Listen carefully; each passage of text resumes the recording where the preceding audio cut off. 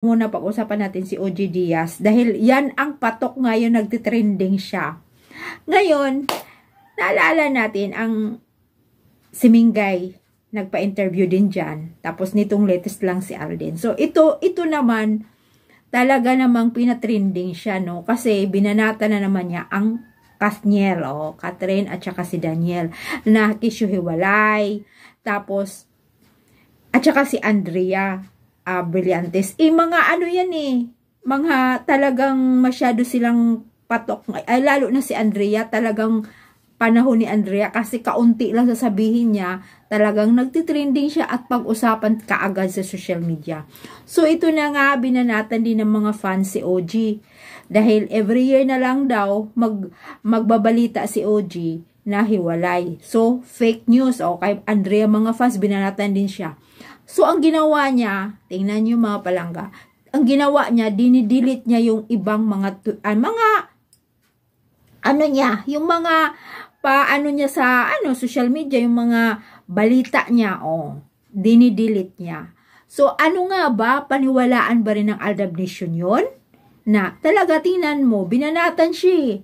So, noon, binanatan din tayo. Binanatan din tayo dahil sumagot nga siya, kung naalaala nyo yung pag-interview kay Mingay. Kasi sinabi ni Mingay na, ano ba yung tawag niya? Mama Ogs ba yun? O Mami Ogs na? Wala, ay marami. May nagsasabi daw, mga fans daw. Yung mga fans nga daw na may anak na sila ni Alden. Yung sinasabi ni Mingay, diba? Tapos, sumang-ayon naman din yun si OG.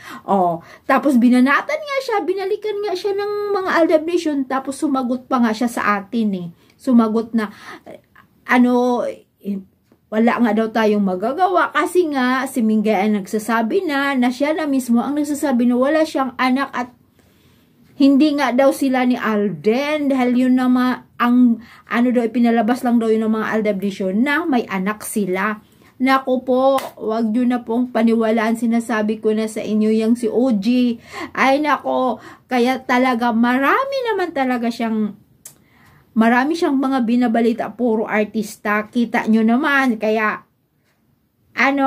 kala mo katotohanan din, dahil mayroon naman talagang mga reporters na bulok din ang mga sinasabi. Okay pa nga sa ating Aldab Nation or yung bang mga totoong fans, dahil pumupunta pa talaga sa mga shooting, bumibisita at sinusundan-sundan ang artista kung katotohanan bang sweet sila off-cam. Buti pa nga ako nakakita na talagang sweet ang Aldab sa off-cam o sa mga Broadway o sa mga anong pangalan nito sa So Good Bahay, nakikita ko talaga na katotohanan na sweet sila.